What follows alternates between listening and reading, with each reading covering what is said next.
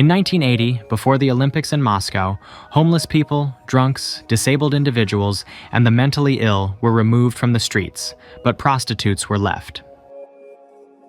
The Soviet Union, which had been creating a clean and moral image for decades, actively recruited beauties into KGB structures to gather information and compromise on journalists, politicians, and businessmen.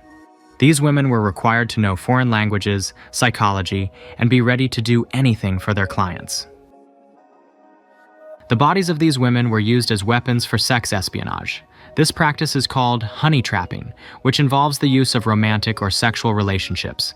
People who fell into such traps could lose their careers or even their lives. A large number of models, dancers, and prostitutes worked in the shadow of the Soviet Union.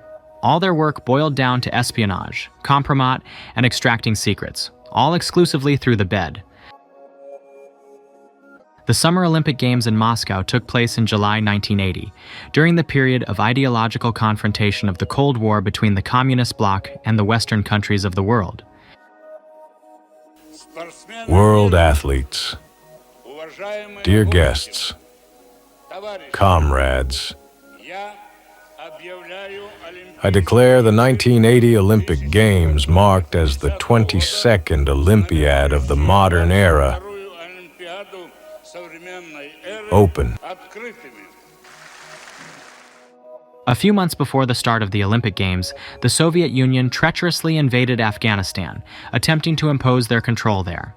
The Kremlin deployed all its military might, flexing its muscles and convinced that it would resolve the situation in Kabul in no more than a month. However, no Soviet general suspected that the war would last for a staggering 9 years and come at a terrible cost of tens of thousands of lives lost and hundreds of invalids.